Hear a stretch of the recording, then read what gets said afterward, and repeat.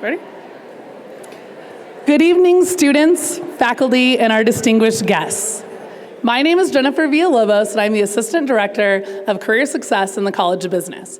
Tonight I have the pleasure of welcoming you all to an evening of celebration of women in leadership at our 2025 Susan J. McGregor Lecture, which will consist of both a presentation and a Q&A session.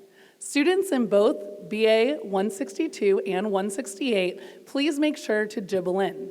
If you have any issues with your jibble, you are going to address them at the end of this event, and our program managers will be outside to help you with that.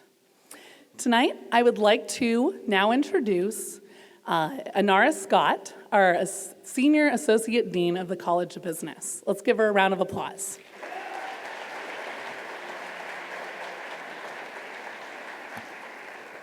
Hello and good evening, everyone. We are so happy that you are here with us tonight. Thank you for joining us. This is, as Jenny said, the 2025 Susan J. McGregor Memorial Lecture. This is our 9th McGregor Lecture, and we are just delighted to have all of you in person, and then all of you who are on the live stream. Welcome. We're glad that you are here. So tonight's event honors the legacy of a truly remarkable woman, Susan McGregor. Susan graduated from OSU's College of Business in 1985. She was a proud Alpha Phi, a true Beaver believer, and she carried that spirit with her into everything that she did. Susan had an extraordinary career. She started at the IRS. She moved to Coopers and Lybrand. She rose to become general manager at Microsoft, and she did all of this at a time when it was very unusual for a woman to be able to enter leadership roles in both finance and accounting and tech. So we lost Susan in 2014 after a courageous battle with brain cancer, but through her estate and in partnership with her family, she created scholarships, professional development opportunities, and this wonderful lecture series because she believed very deeply in lifting up the next generation of leaders. Susan's belief in education and opportunity is alive today here at Oregon State, and especially, we like to think, in the College of Business. As Oregon's land-grant university, we're committed to making leadership, innovation, and opportunity open for all. You can see that commitment in programs like the Business Catalyst Scholars, the Laurel Scholars, our Bound for Business program, and partnerships like the Boys and Girls Club of Salem. And in our student groups, we are so proud of our Women Mean Business Club, who are here tonight with us. And these are all opportunities for students to connect and build skills and lift each other up. When we talk about leadership at Oregon State, we mean leadership that looks like all of us. That looks like all of us. Leadership that's built on inclusion, community, and bold new ideas. Tonight, you all, every one of you here in this auditorium, out in your classes, everywhere that you look, you are part of this glorious future that Susan dreamed about. You are the reason that she invested in this college, in this lecture, and in all of you. So it is now my absolute pleasure to introduce our speaker tonight, Shari Dunn. Shari's journey and the message she brings with her tonight are in many ways a perfect reflection of Susan McGregor's vision. Susan believed that leadership should be open to everyone, to new voices, new ideas, and new perspectives. And that's exactly what Shari challenges us all to think about. Shari has worn many hats. She's been an attorney, journalist, CEO, professor, and transformative change maker. And through every step, she has asked powerful questions, like who gets to lead? Why do outdated models still shape what we expect and what we see? How do we build communities where leadership reflects the real world? Shari's new book, Qualified: How Competency, Checking, and Race Collide at Work, offers a groundbreaking look at how hidden biases, especially around race and gender, influence who gets opportunities to lead. It's a really remarkable book, and I'm so excited you're going to get to hear from Shari about it. And for students who ask questions at the end, we have some copies of the book available. Beyond her leadership and experience, Shari is noted for helping people and organizations see possibilities, for challenging assumptions, encouraging growth, and sparking change. She believes leadership isn't about having all the answers, it's about having the courage to ask better questions. We couldn't ask for more than all of you and all of our students to think about how you can ask better questions. Tonight, Shari's here to speak directly to you about how leadership is evolving and about how all of you have the power to shape a future that's more inclusive, more innovative, and more true to who you are. So after her presentation, as long as there's time, we'll cross our fingers, we'll open it up for a few questions. So be thinking about what sparks your curiosity and what questions you might want to ask. And now, please join me in welcoming to the stage Shari Dunn.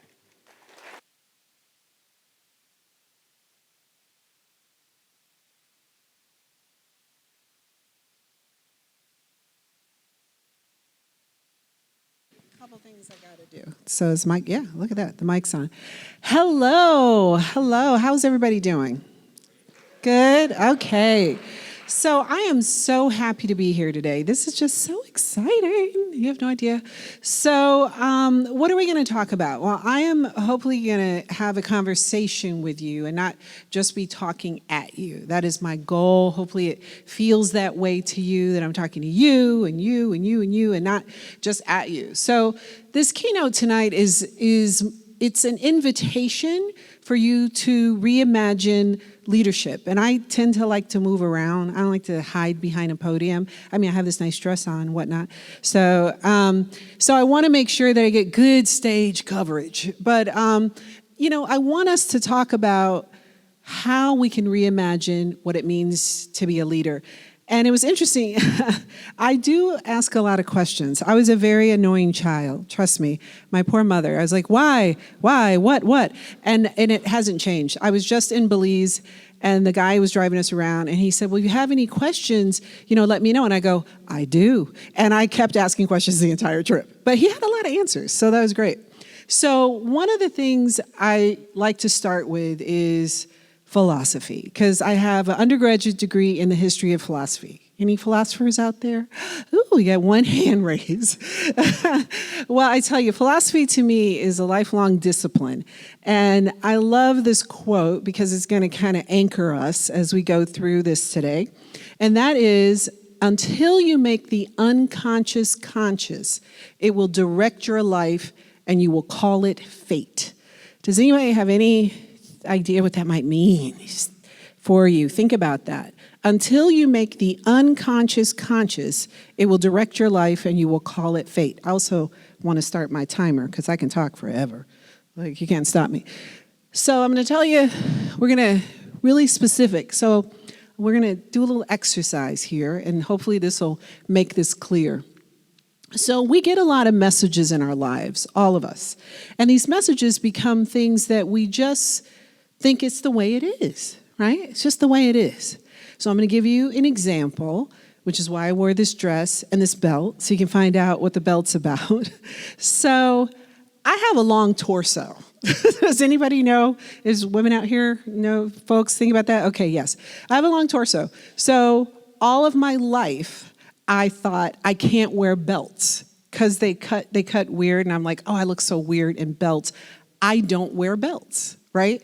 That is the message. And so I never wore belts. So, there's head nodding. Thank you. So then I went to a stylist, and she had me put some clothes on, and she goes, oh, this would look good with a belt. And I'm like, I don't wear belts. I can't wear belts. They look bad on me. And so she kept going, and she had me put this belt on, and there's another belt. And I was like, that belt kind of looks good on me. What?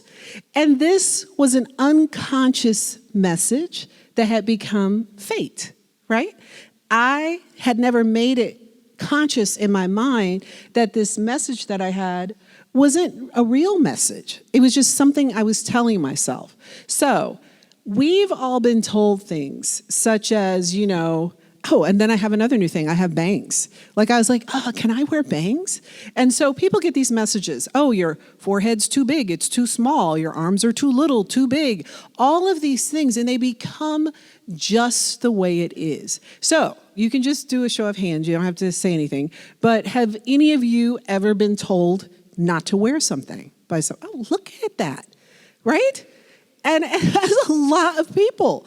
And then it becomes something that you believe. What about, have you been told, oh, you're just too much? Yeah, okay, all right. And here's the thing none of us like to say. Have you made assumptions about others based on their background or appearance? Yeah, everybody should probably raise their hand because it's true. Right, no one's out here not doing that. But these are the types of personal assumptions that we make, right? These are the type of personal things that are unconscious, and we call it fate, okay? So that's what we're working on here. Oops. So there's also other things we carry, the stories we carry. So those things also become our fate. So I was a first-generation college student. And I went to Marquette University in Milwaukee, Wisconsin. Anybody from Wisconsin here? No Wisconsinites? There's one. Okay, all right. We gotta have one cheesehead out there. But and cheese is great. But yes, so I was a first-generation college student, and it's very intimidating. Right? You go onto this campus, you feel like everybody knows everybody. It really feels like people already knew each other and they knew how to do this. And the fact of the matter is, even if they had family members or friends, it was new to them too, right? But it felt so new. It felt so different that it can be alienating, and it can make you kind of withdraw because you feel like, well, I don't know the rules of this, right? So that's a message you tell yourself. And then I went to Northwestern Law School, and race and class divide became an issue. So I come from a working class family in Milwaukee, Wisconsin. Both my parents were union. My mother worked in a hospital. My father was in like construction trades kind of thing. So I didn't really have any exposure to, I went to law school with people who had private planes, okay? So this was very different world also. Things that I did not have any marker for. And what I had to decide was, I am here and I belong here. Like, I had to make that conscious decision, because without making that decision, I'm going to be overwhelmed by all of the fears, and mainly internal fears. And then there were issues around class, even within people from my, quote, grouping, right? I met a lot of other African-American people at that school who were from very elevated financial class, and I was not. And it was very difficult for me to figure out where I fit or how that worked, right? So those are some of those unconscious messages. And then I want to talk about one more, which is our cultural and family messages. You know, we have messages from our family. The Jones don't like pizza, I don't know. Or the Smiths, we don't go to movies, or I don't know, whatever. Like, families have these stories we tell, right? So those are the unconscious things that we have to make conscious. We have to say, wait a minute, why is it that way? Maybe I do like pizza just because I'm a Jones. That doesn't mean I can't like pizza, right? So that's where we're going today. So one of the things that we unconsciously think about is what leadership looks like. So I was just talking about on the micro level. Now we're going to talk about the macro level. These bigger unconscious stories that just become fate. It's just the way it is. I mean, nobody's doing anything. It's just the way it is. So leadership falls into that category. So has anybody ever heard of the great man theory of leadership? Oh, we got a couple hands. All right. So the great man theory of leadership is a theory that says, and it's traditional more in Western culture, and it says that a man, generally, is the leader, usually male, and from this perspective, the leader always knows what to do, how to do it, and the role of the followers is to simply just do it. You ever heard that slogan before? Just do it, right?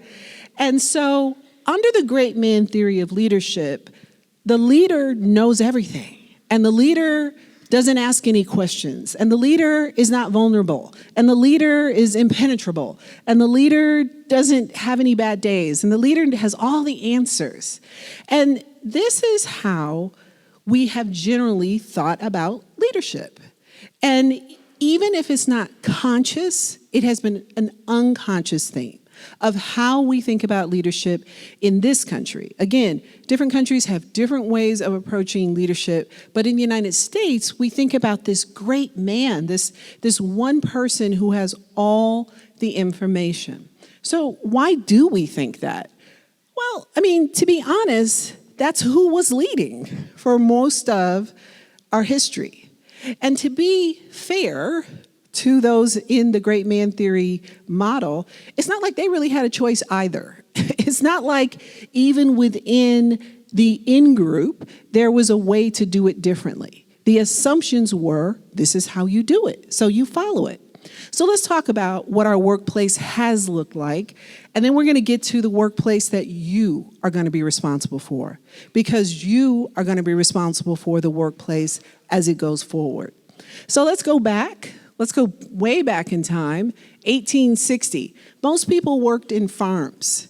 They didn't really work in offices, and if they did, all office workers were men. Okay, so that's kind of where we go. Then we're going to go to the 1900s.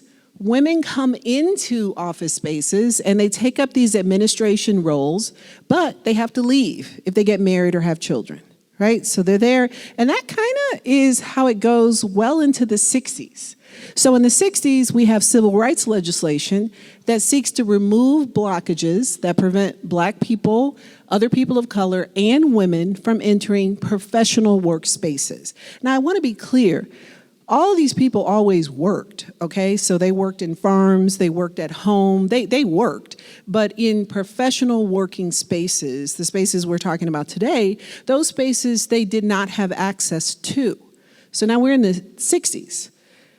So 1972, the first female CEO of a Fortune 500 company, that was Katharine Graham of the Washington Post, and she actually inherited that CEO position. Interesting story. Her father was the head of the Washington Post, and he did not make her the head. He made her husband the head of the Washington Post. And then her husband died, and that's how she became the head of the paper that was her own family's paper. So that's how that happened, right? So then today, we go too fast. So today, we have today at this moment, the most diverse professional workforce in history. Managers are expected to be strategic. They're expected to foster innovation. They're expected to know all of these things because this workforce looks very, very different than any of the workforces before it. And in some ways, different than the way the workforce was intended to look. So the early years of women in the workforce really had to do with things like assimilation, teaching women how to act like men. I don't know how many women out there are old enough to remember this, but in the 80s, women would go to work with the big shoulder pads and the tennis shoes, look like they're ready for a scrimmage or a football game, and trying to mirror this toughness of men.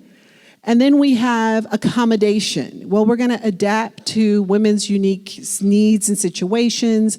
We're going to bring in maternity leave, things of that nature. And then we have celebration. We're going to emphasize women's unique talents. But part of that also did a bit of segregation so that women ended up in women-like roles. So the head of HR, you find a lot of women in HR because it was seen as a helping role for women, okay? So that's kind of how we get here. So then in the modern vernacular, something some of you may be more familiar with, we have multicultural, which is, we want to have lots of cultures together, but that doesn't mean people are interacting. It just means they're there together, okay? And then we have cross-cultural, we're going to communicate, but we still have kind of an idea of a norm, which would be a dominant culture. And then what we want to get to is intercultural. Communication where there is a deep understanding and respect for all cultures and the development of deep relationships. It's these real relationships with people that we have to start to learn to have. Because it is only through these real, authentic relationships that we're able to communicate with each other across our differences in any meaningful way. And yet, to a large extent, our society is set up as such that we don't have these interactions. So as leaders, you're going to have to find out how to get the skills to get past that. Because there are, in fact, barriers in our way to have these authentic interactions. So, this is a quote from my book because, of course, we have to talk about my book.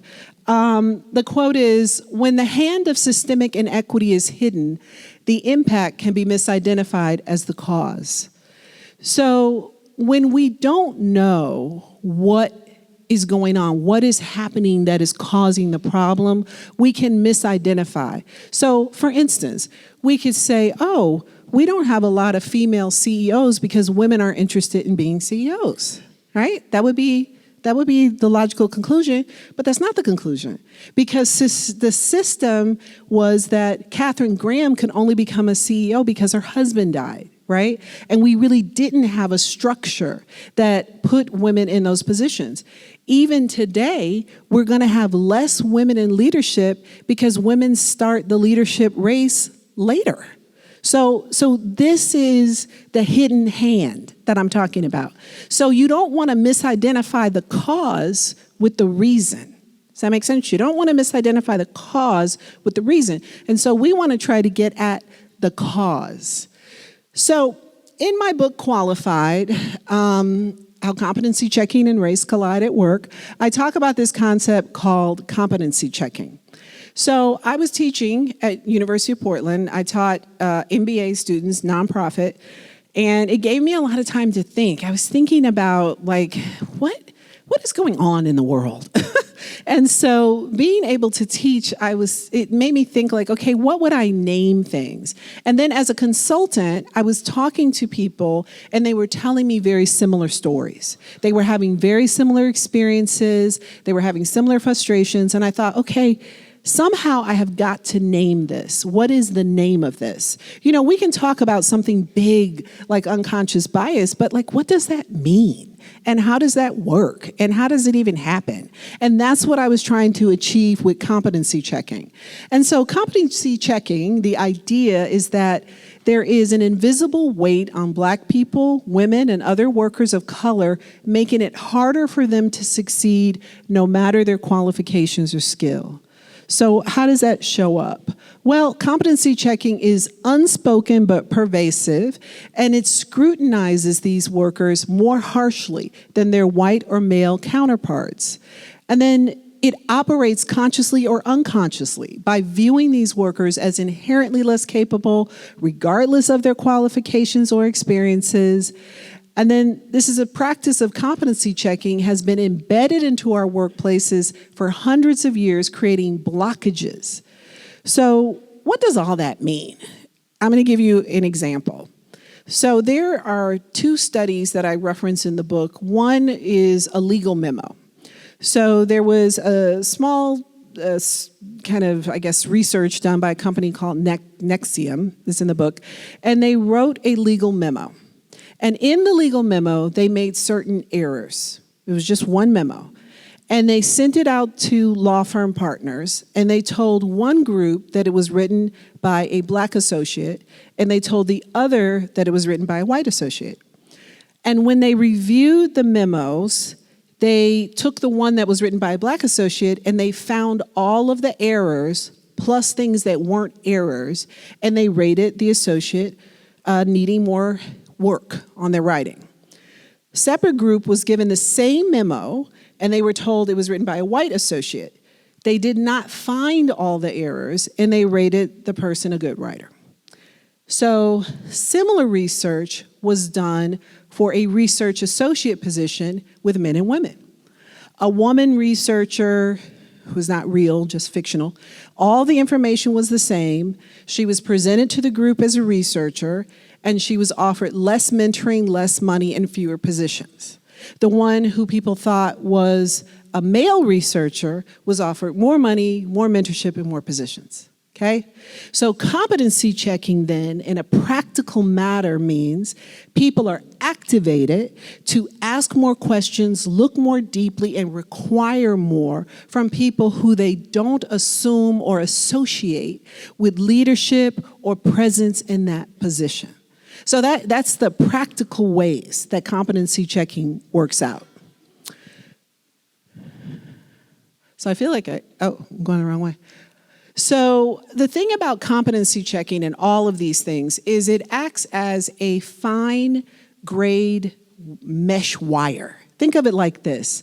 So you hear a lot of times that the pipeline is empty. We just don't have women. We just don't have people of color who want to do this. I don't think the pipeline's empty. I think the pipeline is blocked. And what is blocking the pipeline is assumptions about who is qualified and who has the ability to lead and who should be in spaces. So I'm going to give you another example. So in the book, I talk about computer science degrees. And we talk about the fact that, there aren't a lot of people of color, specifically Black and Hispanic, Latinx folks in computer science. But actually, what the data shows is there are more people getting those degrees who are graduating than who are showing up in the pipeline. So what's blocking them? Well, one of the things we know is blocking them is prestige bias. So what that means is that when you're talking about getting a job at some of these top companies, they want you to have gone to Harvard or Yale or this type of thing, right? So that prestige bias acts as a block. And you say, oh, there's nobody here. I don't see anybody. I don't see anybody from Madison or Marquette, or, I don't see anybody from University of Texas, Houston. You don't see them there because of the prestige bias. So that doesn't mean the pipeline is empty. It means the pipeline is blocked.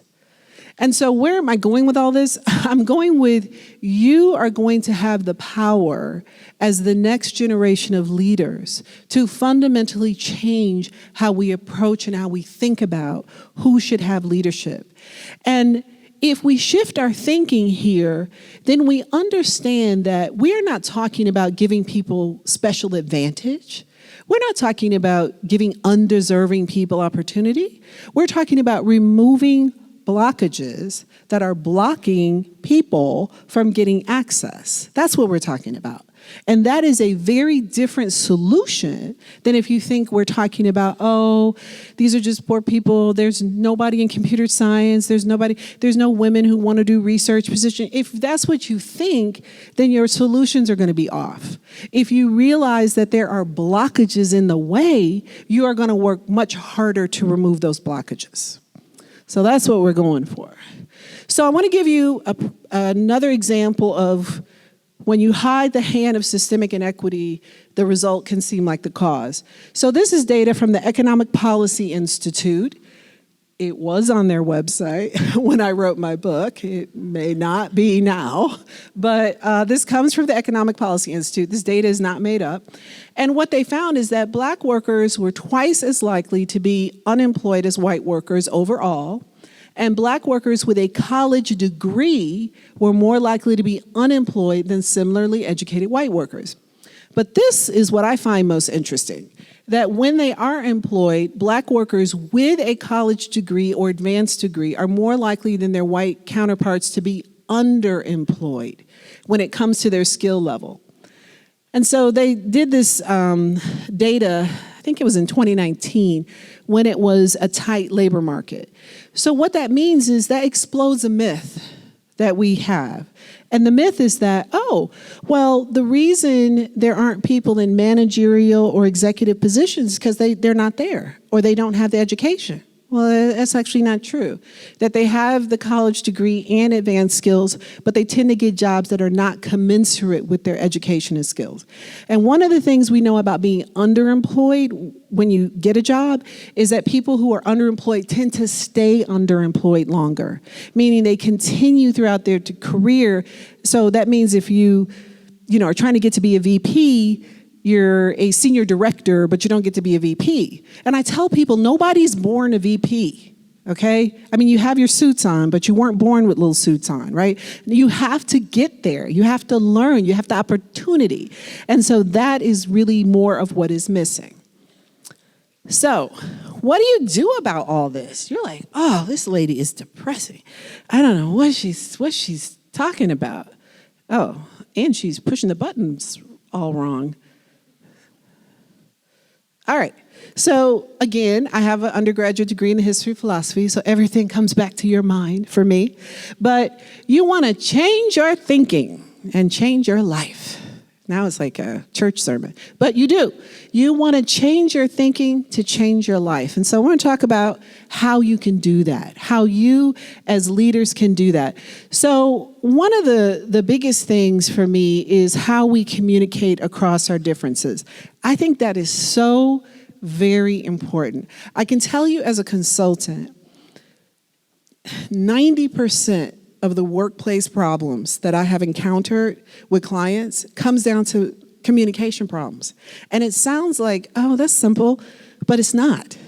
When we open our mouths, we are not necessarily always communicating the message we think we are.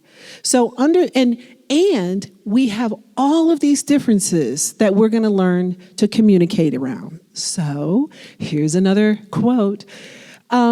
We think we see the world as it is, when in fact we see the world as we are.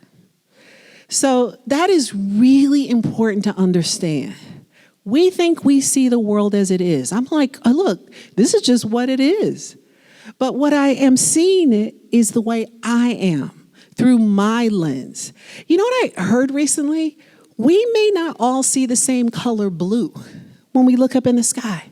Anybody know that?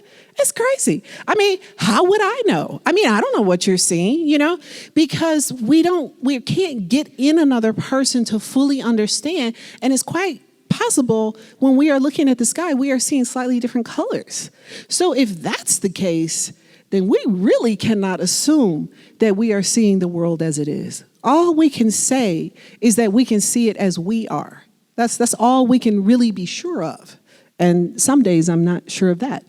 So the workplace has changed from 1890, right? So you as a future leader, as a future manager, are not coming into the workplace of 1890 or 1960 or even 2000. I was talking to Susan's sister before the talk, and she was saying that Susan was a leader in breaking barriers into the 2000s. Let that sit with you.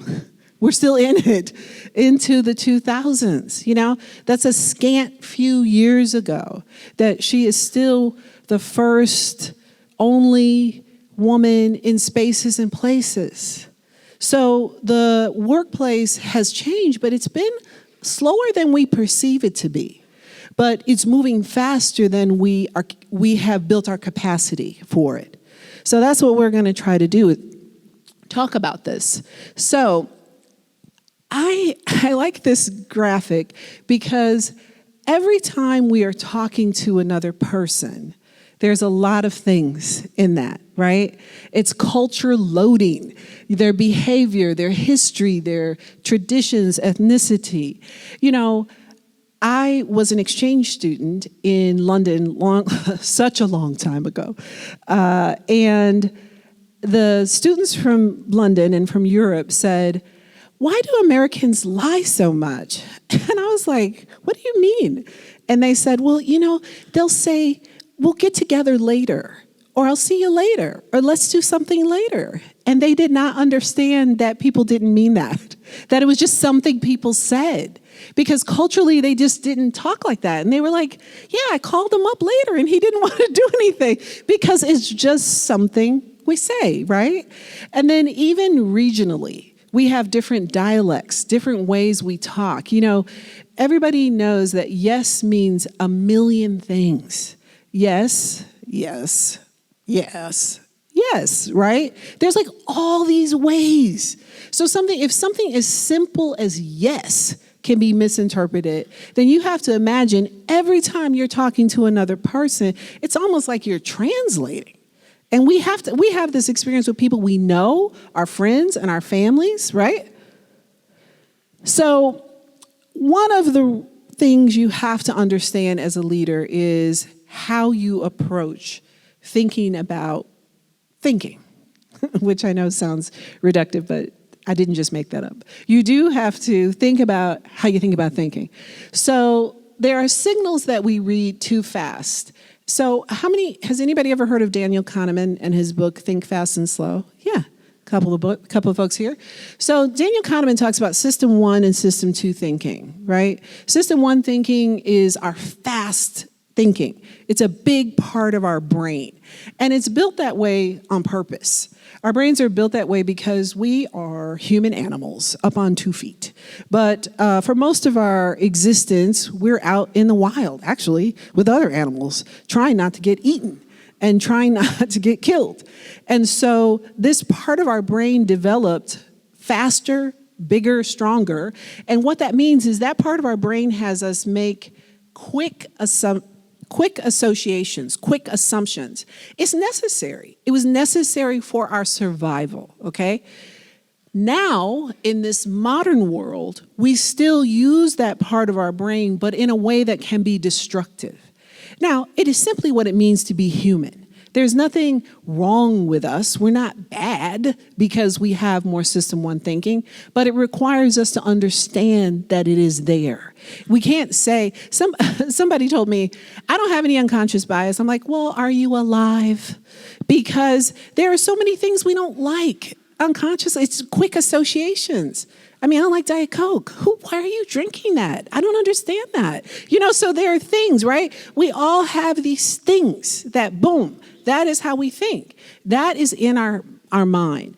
So we do this with school pedigree, as I was talking about, this prestige bias with degrees. I lived in Washington, D.C., and I remember I was very young, and you would go to a party and people would ask you questions to see where you went to school. I'm not kidding. And I was married at the time, and I would have a joke with my husband. I'd say, I'm just going to keep saying small things to see how long they're going to go to ask me. So they'd say, where'd you go to school? The Midwest. Where'd you go to law school? Illinois. Where in Illinois? Chicago. I'm like, dude, how many questions are you going to ask me to get to where I went to law school, right? So prestige bias is really strong in us. It's just a quick association. Zip code, where you're from, your hairstyle, your clothing. So, of course, we do this with race and gender. Of course we do this because our brains are designed to make quick associations without a ton of information. So there's also things like region. Anybody here from the South? American South? The Southern drawl. People think people like, oh, they must be slow because they talk like that. I've heard Southerners complain about that. Or having a rural accent. Oh, that person is uneducated. Or slang. Or if English as a second language, people assume, oh, they lack comprehension, which is why you have people going to foreign countries yelling at people and yelling at them slowly as if that's going to make them understand English better, right? So we have these stereotypes in our heads and they come through very quickly. So what we have to do is we have to slow down and we have to use more system 2 thinking. System 2 thinking is deliberate, and it requires us to step back and really think about why we think what we think. So, as leaders in this new world, you're also going to have other things you have to kind of navigate. So we had lots of generations in the workforce. We had traditionalists and silent generation. We have baby boomers who's still in the workforce. We have Generation X, that's me, whoop, whoop, on Generation X. We have millennials, we have Gen Z, and we have Gen Alpha on deck. That's a lot of people. And so, a lot of people say generations, that doesn't really matter. That's very generic. Yeah, you can't say all the people of a certain time period, but there are references. I'm not going to make a Scooby-Doo reference here. It's not a hill I'm going to die on, And, there are references that Gen X is going to understand and that Gen Z is going to understand, or millennials. And so when you're in the workplace with all of these people, with all of these different things. Now you getting it? Like, that is why we have to develop the skill and ability to communicate and understand across all these differences. So I'm going to ask you a question.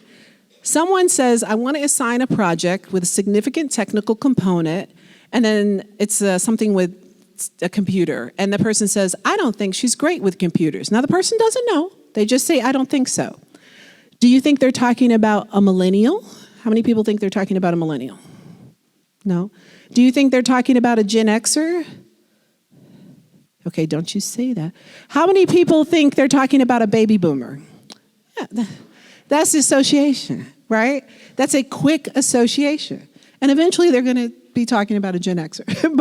but if you are managing in this workplace, you are dealing with a much more complex workplace, people with different ages, different genders. And then we also want to talk about social class transitioners. I'm a social class transitioner. And a social class transitioner is someone who transitions between class in their lifetime. And it can feel very isolating for a social class transitioner because you feel like, oh, everybody in this office, they all go skiing in Colorado or something every winter. I've never done that, right? And as a manager and as a consultant, I am very conscientious when I do icebreakers.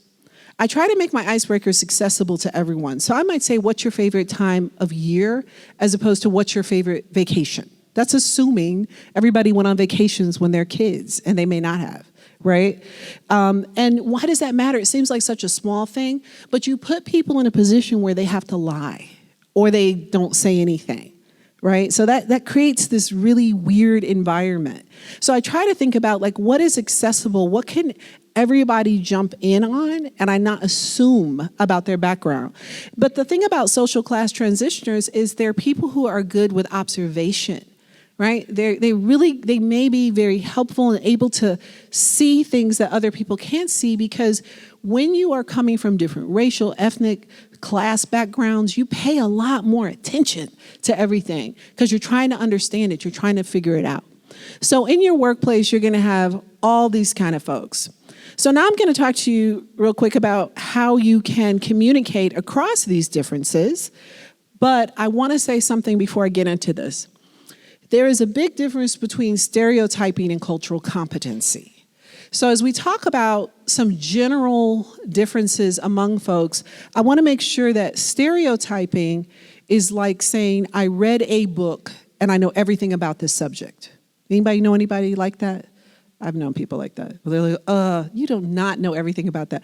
But they read one book and they know everything about it.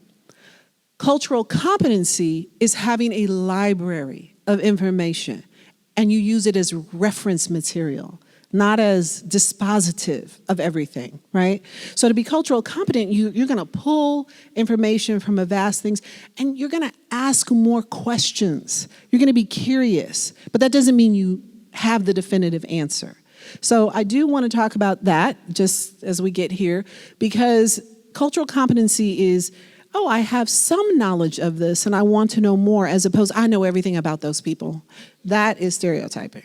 So just so we get the difference. So researchers have said, and some agree, some disagree, I tend to like this framing, that there are different patterns, cultural patterns around communication. I'm not going to talk about all 6, but we have different communication styles, different attitudes toward conflict, different approaches to completing tasks, different decision-making styles, different attitudes toward disclosure, different approaches to knowing.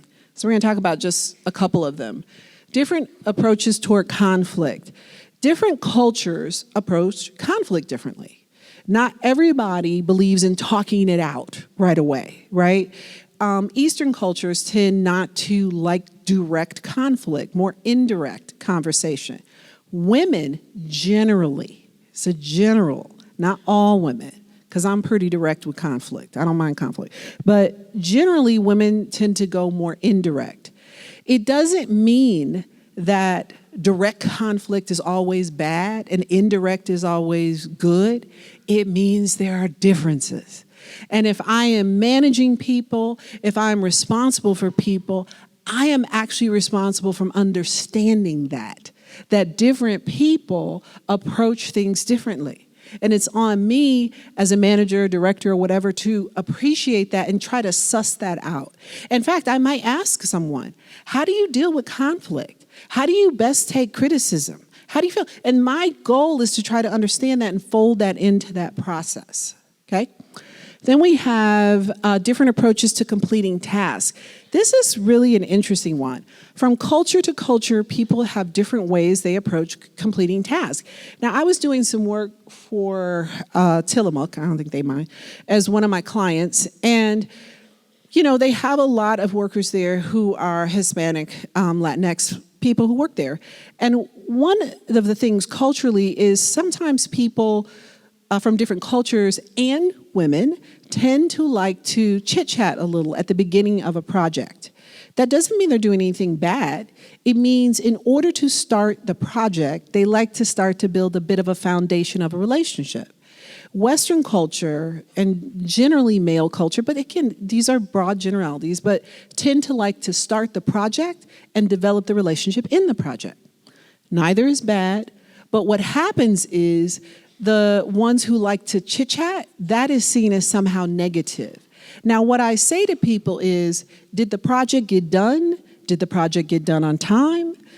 If that's the case, you don't need to police how people start or get into the project, right? As long as the project's done, it's done the way it's supposed to do, you don't need to police that. You just have to understand that different people have different ways of getting into the relationship for the project. That's all. And historically, we have seen one way as superior, start the project, develop the relationship, but it's not necessarily. It's not terrible, but it's not the only way. So that's a kind of a concrete example. And then different attitudes toward disclosure. That's what I was referring to about when I do icebreakers. For a variety of reasons, people have different feelings around disclosure. There's something called status confirming bias. So people tend to not want to say things that they think is going to confirm a negative aspect of themselves because they're worried that you're going to then be biased. If I say, oh, I grew up in a single parent household, oh, she's from a lower class, she probably does, they're afraid of all these things you're going to think as a result of it. And so consequently, when we are in office spaces and we push people to disclose things publicly, I'm like, because it is very difficult. Not everyone wants to do that. You have people who are LGBTQIA who may not want to talk about their family structure in that way, and maybe they're not out to their family. You just don't know. So consequently, you want to think about what are more neutral ground things that I can interact with people, but also don't punish people for being uncomfortable with disclosure, because that happens in the workplace. People say, oh, she's not very friendly, he's not very forthcoming. He has a different cultural attitude toward disclosure. I had a student at University of Portland, a young woman who's Asian, and she was not born in the United States, so she's the first generation in the United States. And my class had participation, the dreaded participation. And she said to me after class one day, she said, my culture, women don't do this, like raise your hand and stand out. And I was like, oh, that was helpful to know. I said, you know what? You can send me notes on reflections from the classes as a participation. And I said, if you want to try occasionally to raise your hand, you can, but we're going to do that. And in doing that, she helped me understand so that I didn't assume she's not engaged. She just doesn't care, right? We just get on this whole thing. And she actually raised her hand a couple times. So to give it a try. So now at this point, you're like, what am I supposed to do? I'm just here trying to get an education. I can't do with all this. Well, there are things that you can do.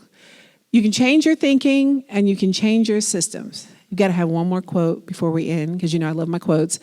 It takes a conscious thought to interrupt an unconscious bias. It takes a conscious thought to interrupt an unconscious story, which means I have to say, wait a minute, I may not know the answer, but I know there's an issue. It's in law school, they teach you, it's called issue spotting. You don't have to know the answer to everything, but you gotta be able to spot the issue. So you wanna be conscious to the fact that there may be something that you're missing.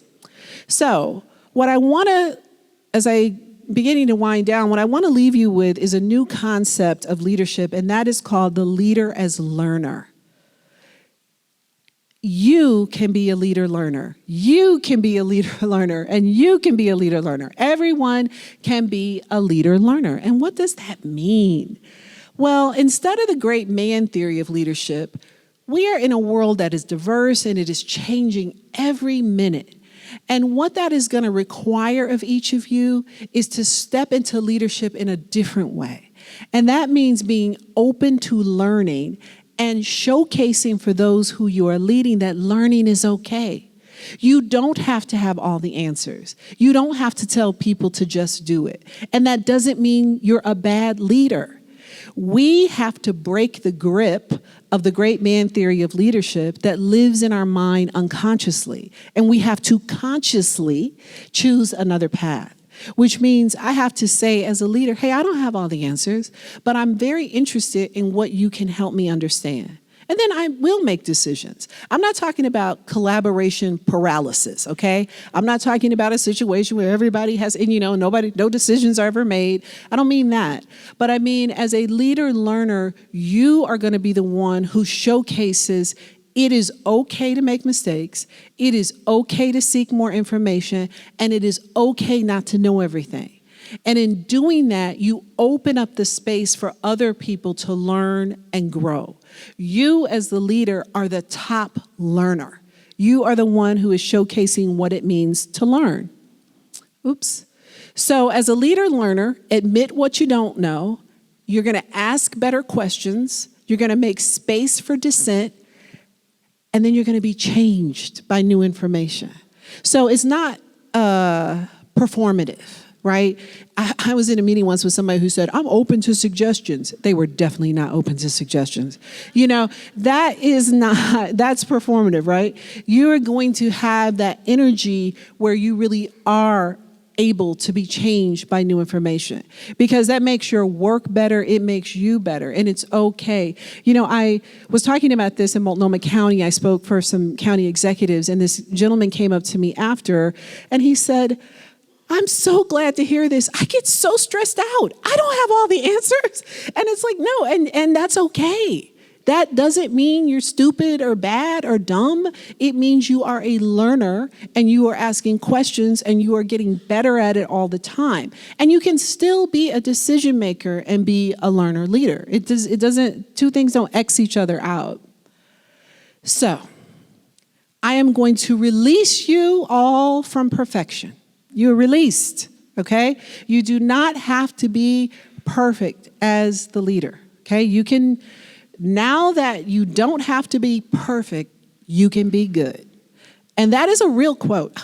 I should tell you, I've checked all these quotes. I don't know if you all know, the internet just lies. All these quotes are not true. These quotes are true. But yes, now that you don't have to be perfect, you can be good. And you can be good at your job and good at your interactions with people, but you do not have to be perfection at them. Because that is not a standard. That standard is rooted in the great man theory. And there was never anybody who was perfect at it. There are people who are stressed out. They were yelling. They were saying wrong things. They didn't know what they were doing. But, there's my time. See, I actually turned it on so I would know. There we go. So I got a little bit more. But now that you don't have to be perfect, you can be good. So I do want to talk about just real quick, as you go into the workforce, this is going to matter. So this is some research around challenges and obstacles that teams face.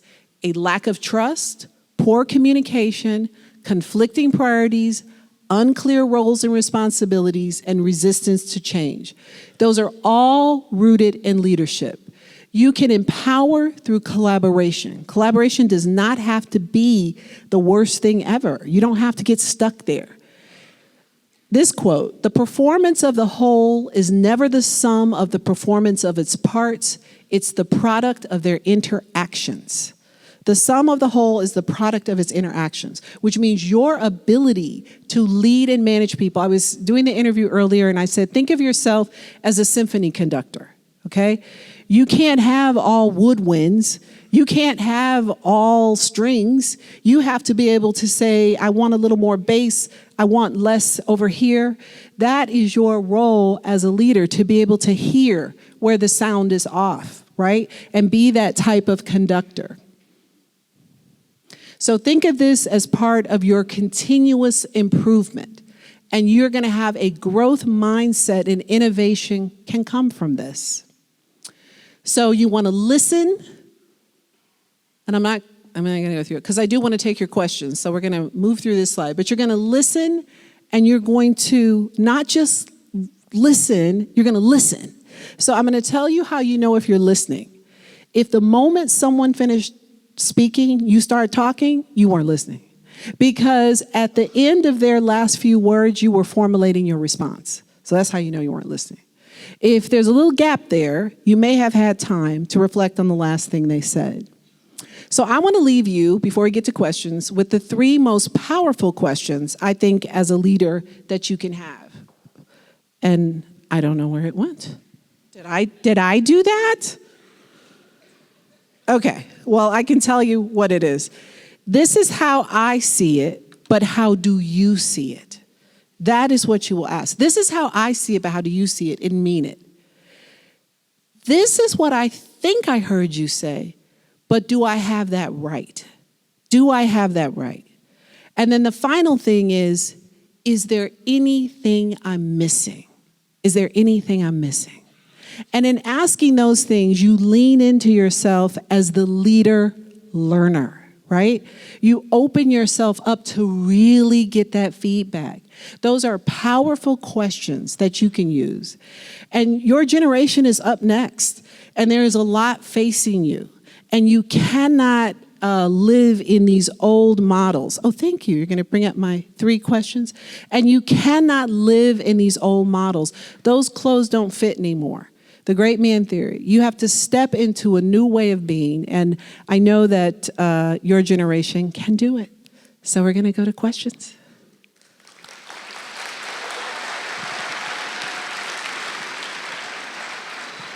I think. So I just want to say that was amazing. And I think you're all going to take away amazing moments and reflections and questions. But we have actually come to the end of our time, unfortunately. No. But I know Shari is dying to answer your question. So maybe if you could hang out for a couple of minutes. I can. We will, we'll let I thought I had that set for 45 minutes. I think I should have it's done because, almost. you know what, we talked too long. We set you up for failure. I'm sorry. That's on us. That's our fault. So I just want to thank you again for a wonderful, wonderful, inspiring speech and lecture. Let's just remember that Susan McGregor is why we are here tonight, and she believed deeply in building a future where every leader's potential could shine. And tonight, thank you for honoring that belief. Thank you all for being here. Travel safely home. And if you'd like to ask Shari a couple questions, I'll be here for questions. Please come up. Thanks so much, everybody. Good night. Thank you.